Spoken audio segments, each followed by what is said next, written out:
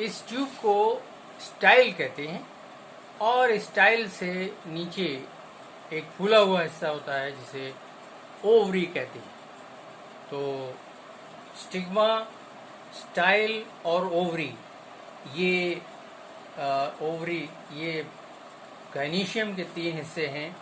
और हमने आपको बताया था कि पॉलिनेशन के लिए, पॉलिनेशन रिप्रोडक्शन के लिए ज़रूरी है। Pollination is the transfer of pollen grains from the anther of the stamen to the stigma of the gynoecium।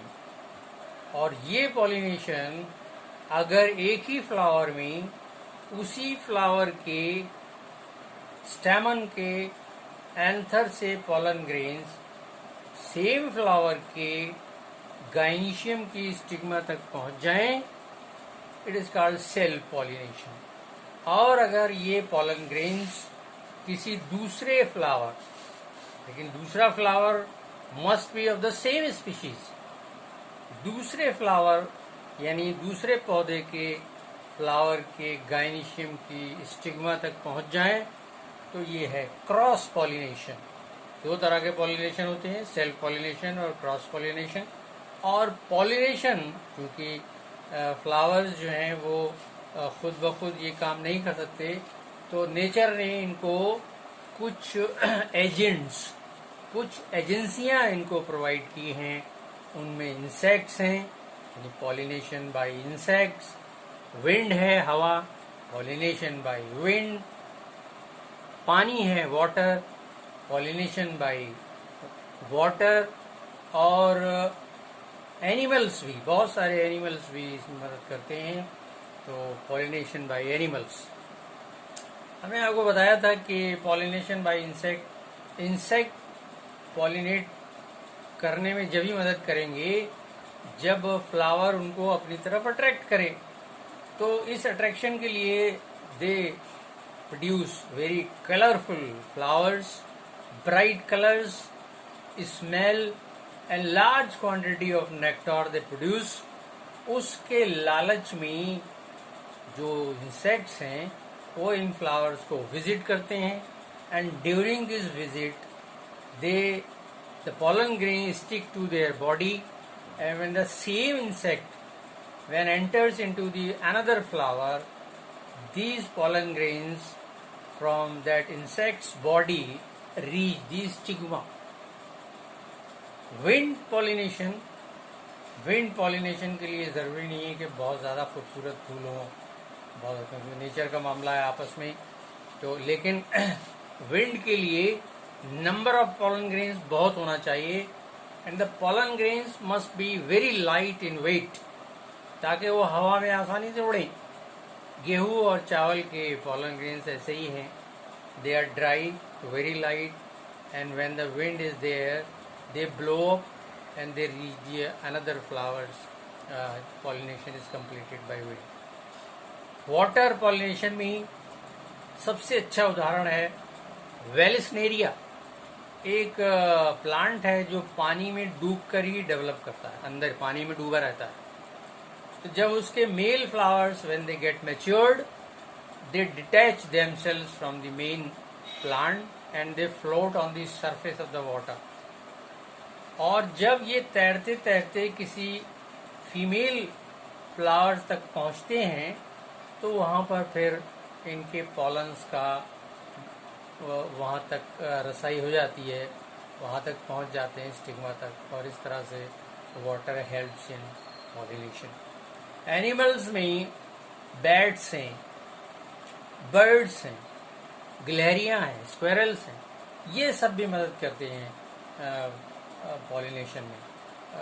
ये फलों को खाते हैं, फूलों के पास पहुंचते हैं और इस तरह से पॉलिनेट करते हैं, पॉलिनेट कराने में मदद करते हैं। आर्टिफिशियल पॉलिनेशन भी होता है।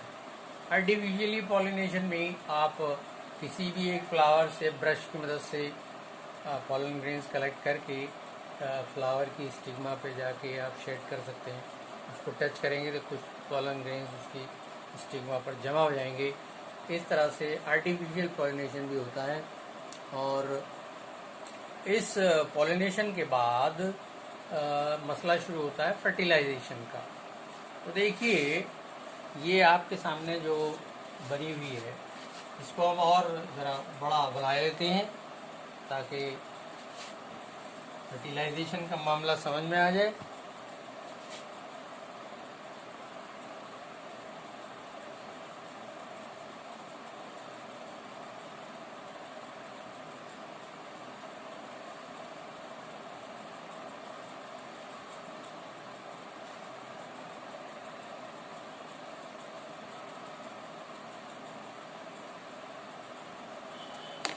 देखिए, होता क्या है कि पॉलिनेशन हो गया और यहाँ पर पॉलन ग्रेन आ गया।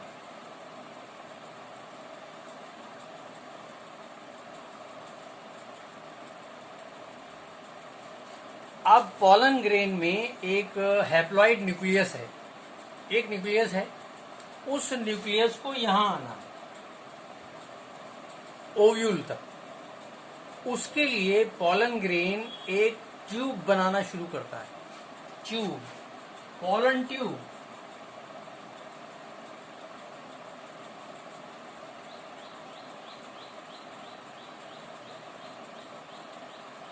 उसका न्यूक्लियस उस ट्यूब में आ जाता है। ये ट्यूब बढ़ती जाती है, बढ़ती जाती है और ये पहुंचती है ओव्यूल के करीब तक। अब हम इसे बढ़ा लेते हैं।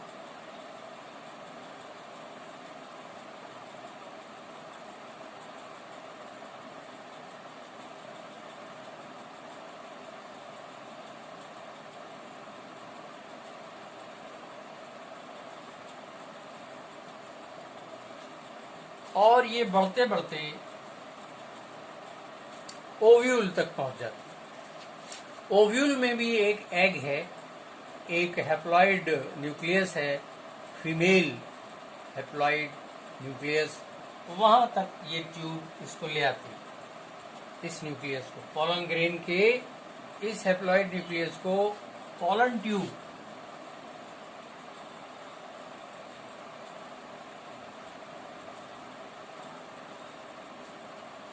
और ओव्यूल में पुश कर देती है इस ट्यूब को। और इस तरह से ये दो न्यूक्लियाई यहाँ पहुंच जाते हैं। ये फीमेल है और ये मेल न्यूक्लियाई। फर्टिलाइजेशन क्या है?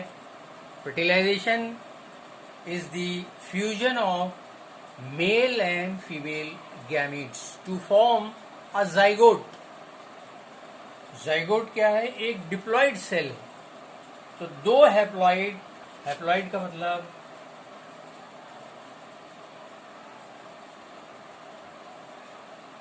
हाफ, और डिप्लॉइड का मतलब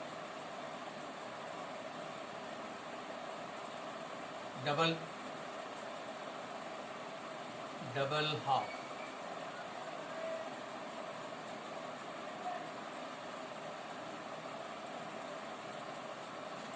डबल हाफ्स या फुल।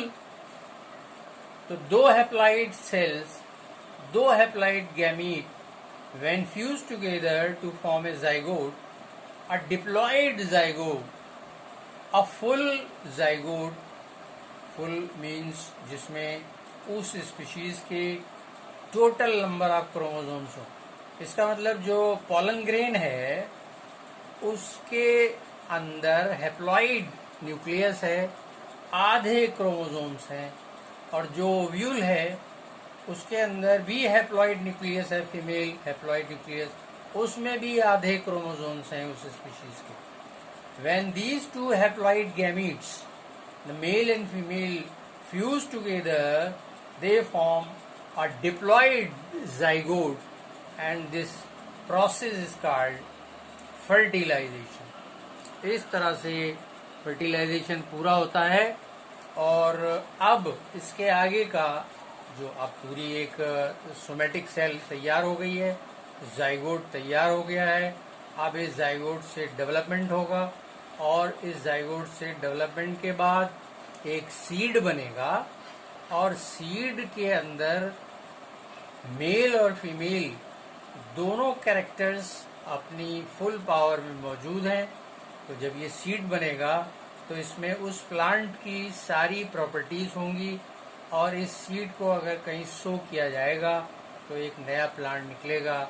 ये है सेक्सुअल रिप्रोडक्शन।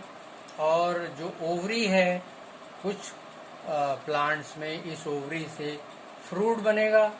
फ्रूट क्यों बनाते हैं प्लांट, इसके बारे में भी हम आगे जानेंगे।